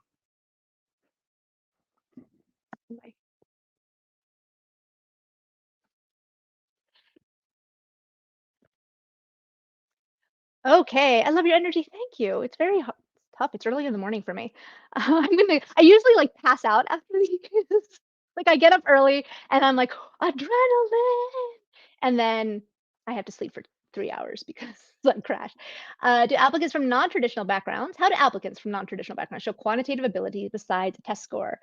So Bhavya, most non-traditional applicants use the test score to show quantitative. I mean, it's how else are you going to do it, right? If somebody majored in, say, sociology, they probably didn't have to take calculus in college. They probably didn't have to take advanced statistics or any of those quantity classes in college. And if they're working now as a social worker, they might not have to do a whole lot with numbers. So for most people, it really just is the test score because you haven't had an opportunity to show quantitative ability. One thing you could do is try to find, and this might require money, sorry, try to find like an online course in calculus or statistics. Those two are, I think, the most valuable, mostly calculus. If you did not take calculus in college and you did not, or you took it and you didn't do well in it, find an online calculus course. It is very important that the calculus course be from an accredited university. So some free BS class from Coursera that is free and nobody knows if it's any good, that's not really going to help you because I, as an admissions reader, have no idea if that class is tough. Is it easy? Is it require a lot of work? I don't know. But if you take a class and it can be online from an accredited university, ideally in the US, so many colleges now are offering. It doesn't have to be from, Haas, for example, like Berkeley has an online, if money is no object, Berkeley has an online, it's called like mathematical fundamentals for business or something like that. It's an online class, but it's super expensive, like $800 or something. UCLA also has one that's around the same price point. It doesn't have to be that.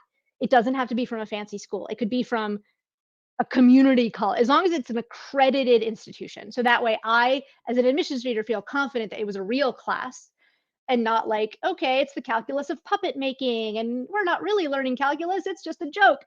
Or as long as something like that. Then when you apply, even if you can't finish it by the time you apply, ideally, if you start now, you could finish the class before you submit in round two. But at least if you're taking it, you can say, in order to bolster, like realizing that your school and your program requires such quantitative rigor and realizing that this is a gap in my profile, I have enrolled in introductory calculus from Nebraska State, and I'm currently taking it, and I've gotten 100% on all 3 quizzes so far, and I'm hoping to get an A. Because at least that way you're showing, number one, that you acknowledge, you have the self-awareness to say, gosh, this is a weakness I have. Not a weakness as a human being, but a weakness as an applicant. And besides, you're actually doing, it's not just about like, oh, what do I have to do to get in?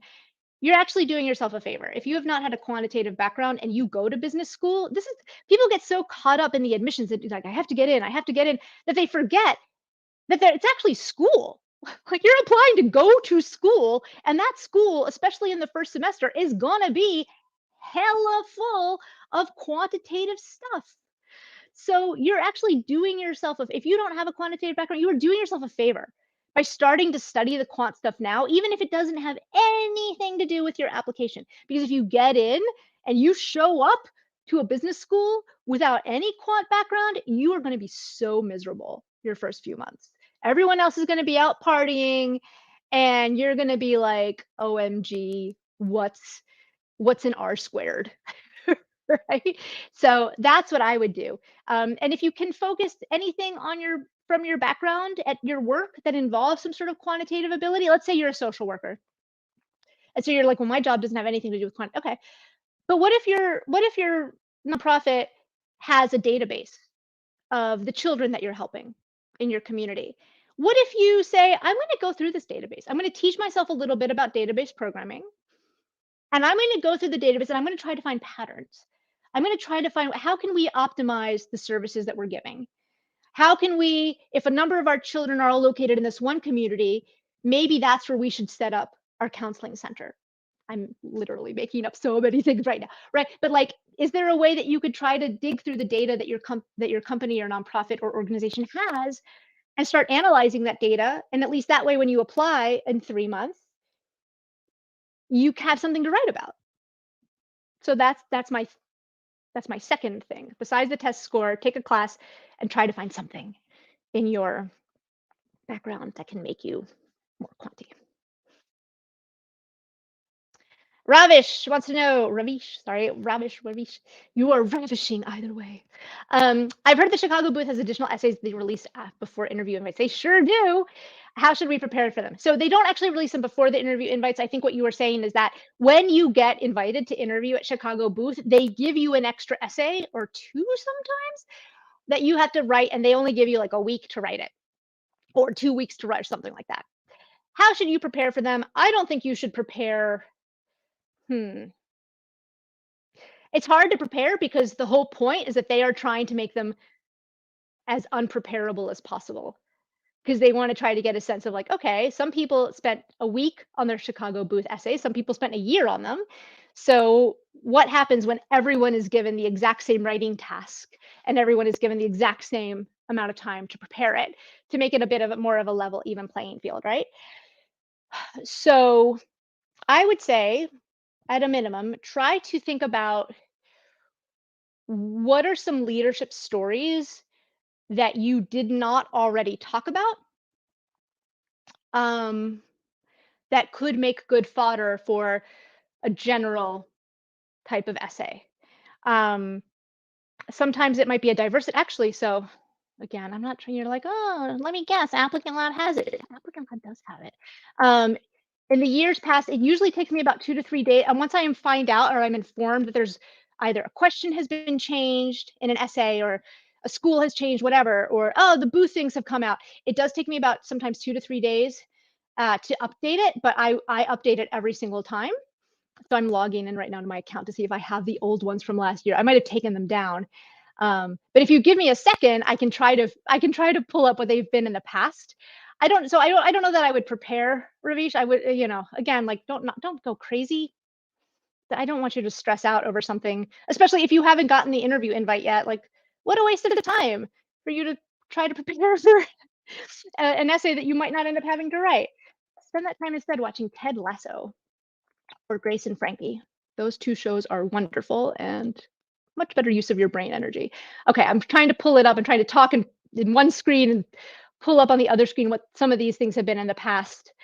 But I wouldn't necessarily sweat it. I would wonder, I can't help but wonder if there's going to be a diversity and inclusion question, just given where we are with the world these days. That might be one that they do something like tell us about a time that you've helped foment inclusion. Okay, let's see. All right, so here are some from the past. Uh, and sometimes you can choose, so like they might give you a couple and you can choose from a group or something like that. Okay. So name an experience that changed your perspective and how. Or what is an unexpected collaboration you've experienced in your life? What about you surprises people? What is something you're curious about? I don't think that's a good one to answer. Because, like, if you're really curious about something, wouldn't you have already started learning about it? It seems this. So if you get that one, don't answer that one. That's dumb. Let me see. Pull up some other ones. What or who in your life has been your biggest motivator? What has been your most surprising accomplishment and why? That's an interesting spin on a leadership. What are you most excited to share about yourself with your classmates? And then here's a spin on curiosity. What is present you most curious to learn about future you? If you get a version like this, don't say, I want to know how much money I'm going to make in the future, because that's not business schools. Yes, they might help you make more money, but that's not what they don't want to be about that. Okay, let me see where more. What are some other ones that we have? Hold on. Let me just give me a second while I skim. Uh, what has influenced you as a leader? How do you motivate others? That's a great one. Oh, I love this one. Tell us about a time you redeemed yourself. That's great, man. If I were in charge of admissions, I would have the best admissions. I should be in charge of admissions. Tell us about a time you redeemed yourself is great, because in order to redeem yourself, you have to have done something wrong. And so in order to, then you have to admit maturely that you've made mistakes. If someone says, well, I've never had to redeem myself because I'm perfect and I'm wonderful, and so I never make mistakes, instant rejection. Um, yeah, I've been watching a lot of Ted Lasso recently, so I'm like, if you're like, I'm perfect, I'm Jamie Tart, Jamie Tart, then no, forget it. That arrogance. So I love that question because you have to show humility, and you have to show that you made not just like, oh, I made a mistake, oops, but you actually had to make amends to someone. I love that question. What is something about you that would surprise us? Fine, we already had that one. Write the first paragraph of your autobiography.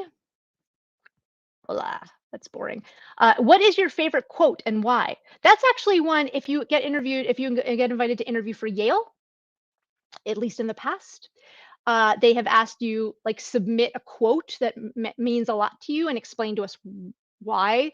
And then in the interview, they ask you like, "Hey, what was the quote that you submitted? And explain to me what's your relationship with the quote? When did you first hear it? What does it mean to you?"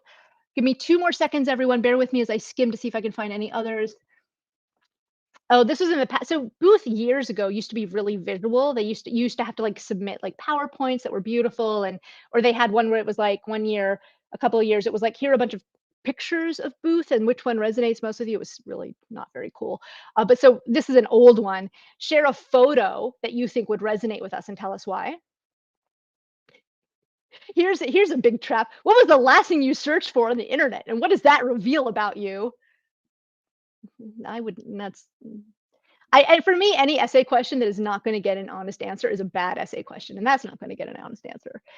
Uh, okay, I think those are all of the ones I have, at least right off the top. So hopefully I'm back now on my screen and I can see myself. Okay, so Ravish, I hope that this has been. I hope I gave you a thorough answer to your question.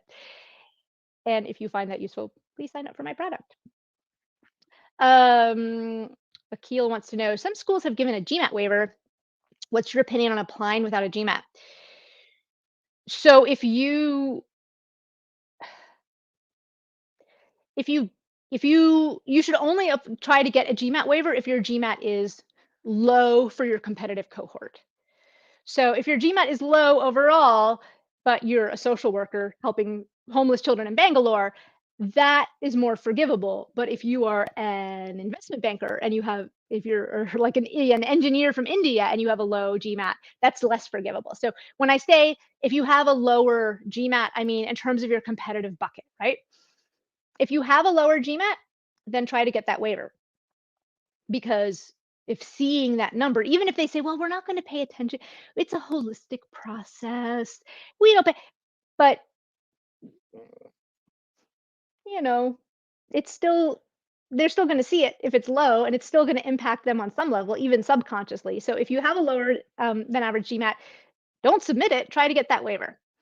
I will say though, um, that a lot of times scholarship decisions, a lot of schools will buy a high GMAT.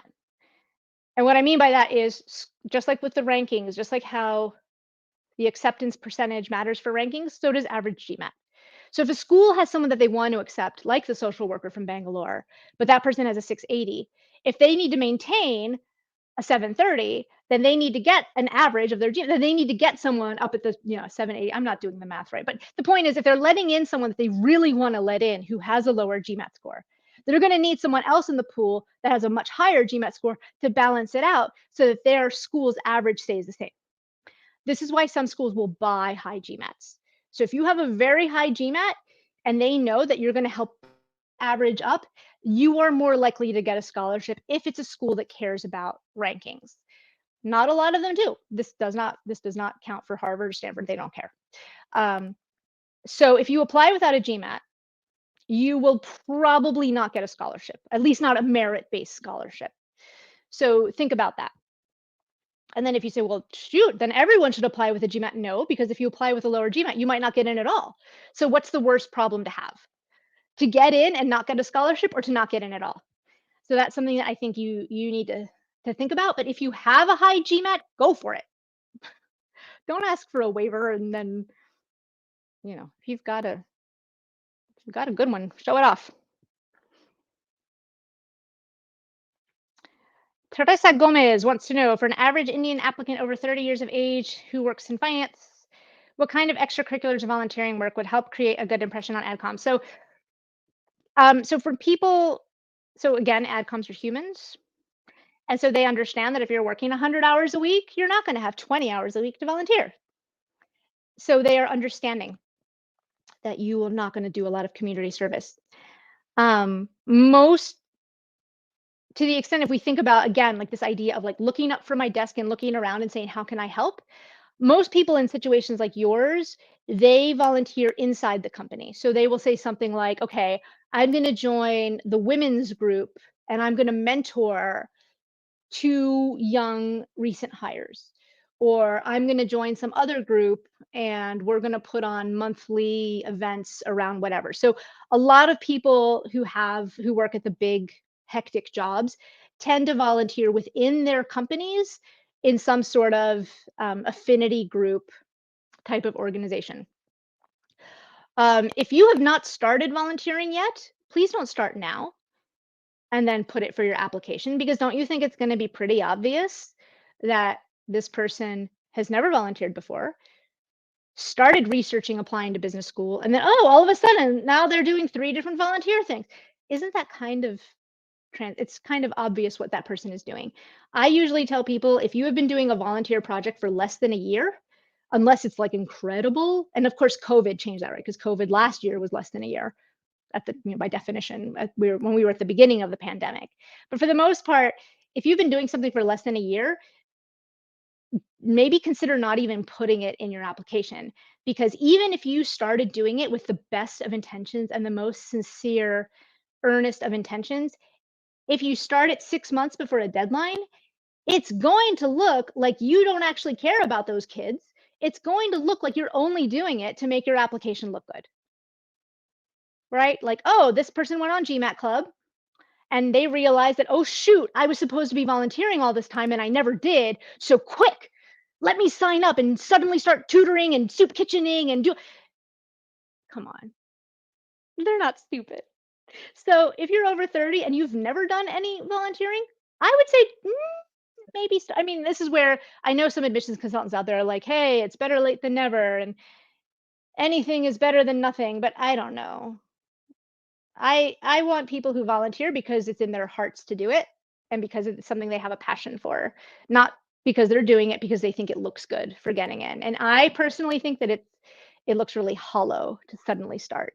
So what I would say, Teresa, is if you are applying in the upcoming round 2, which is a few months away, maybe within your organization, you can start if you're over 30, that means you're probably at a pretty senior level at your bank or at your firm. If you haven't already, maybe start finding some first or second year analysts. They don't have to be women, but if they are, so much the better. Maybe volunteer to go lead recruiting at your undergraduate institution, or work with HR to say, hey, I think we have a lot of bias in our hiring process. What are some things we can do to get rid of bias? Maybe it's not HR, maybe it's not company-wide, but maybe within your division. Because if you're over 30 and you're working in finance, you're probably at a somewhat seniorish role within maybe not the overall bank or the overall, I don't know if it's the asset management or whatever, but you're probably pretty senior. So you can say, well, how are we going to eliminate bias in our own little group's hiring practices, right? Maybe we don't ask them where they went to college. Maybe we don't ask for gender. Maybe we don't, right? Maybe we don't ask for their last name, right? In some countries, your last name is a signifier of class. So if that's going to bias us towards or against someone, maybe we get rid of that in the resume and we don't look at that until we've made an offer. So that sort of thing, like try to find things within your organization that you can try to help with. And at least that way you just put it as like a little bullet point on your resume. And I wouldn't suddenly start go out and it's going to look too fake, in my opinion. Okay. I'm a dentist based in Mumbai. Nice. I want to build a startup based on insurance for dental treatment at an economical cost through a chain of dental clinics in the US. How can an MBA help me? Hold on. I'm going to take a little, I need to drink something because my throat is dry, but a startup based on insurance through a chain of dental clinics. So, okay, I don't really understand the career of it. Like, you would go through it, like the dental clinics in the US would provide your dental clinics in Mumbai, or do you want to move to the US and start dental clinics here? And I'm not sure the insurance is like a dental insurance startup. Is that what you want to do? Anyway, I'm not sure entirely, but you know what? Frankly, it doesn't matter what the idea is. Can an MBA help you achieve this goal? Yes, but I don't know that the MBA is the only way to achieve this goal. So I often think if you have a solid job, like let's assume that being a dentist gives you like a solid living. The other nice thing about being something like a dentist is that you probably don't have to work crazy hours, right? You can probably set your own schedule. And so you can probably start to learn about whatever it is you want to do in your spare time on evenings and weekends. You can also probably do something like an entrepreneurship certificate online. Like in terms of if I think about efficiency, speed, and cost, you might not need a full MBA to learn the basics of how to launch a business. And you might not need to take 2 years to get there. Because if you get the MBA, it's going to take 2 years. And then most people, even people who get some scholarship, they still graduate with over 100,000 US dollars in debt. I think it's about a crore. Kaun banega crore pati. I used to work for Star TV years ago, and when I was based in India for a few months, and we were doing Kaun banega crore pati. So I think it's about a crore in Indian rupees. So if you're going to be a crore in debt, are you going to be able to start that business right away? Probably not, because you're going to be like, oh my God, I have to pay back my debt. So think about that. If you really want to move to the United States and like that's your goal, then try to find a 1-year MBA program that is STEM certified, because that means you can get up to 3 years of a work visa. It used to just be 1, which isn't enough time for you to make a real dent in that debt, a dent in the debt. So I think an MBA would help you because it would teach you a lot of the foundations of how to run a business. It would teach you a lot of the foundations of entrepreneurship, and especially if it's a school that's good at entrepreneurship, right? You're going to learn things like interviewing customers and all that stuff. But I don't think you need the whole, you just need some of that education. I don't think you need all of it, and I don't think you need to spend 10 years. So I would look online for good entrepreneurship offerings. A school that a lot of people overlook because its overall ranking is not high and people get snobby, and they shouldn't be snobby, is Babson. So Babson is the best school for entrepreneurship. If you definitely know you want to do entrepreneurship, then honestly, Babson should be at the top of your list. And I believe, I'm trying to pull it up right now, I believe they have like online certificates. So that's what I would do if I were you, honestly, Ashutosh.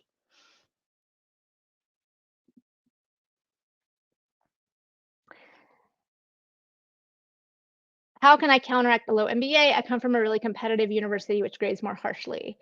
My GMAT is competitive but not above average. So if the university grades harshly, that means they graded everyone harshly. So your GPA might be low, but maybe you were still in the top 10% of your class, right? So in that case, you can write an optional essay that says, my school does not grade on a curve, or no, sorry, the opposite. My school does grade on a curve, so, or whatever it is, right? It's a very harsh grading system. But I was still in the top 10% of my class. So even though my GPA is low, everyone's GPA is low. So I was still in the top whatever percent of my class. That's one way you could do it.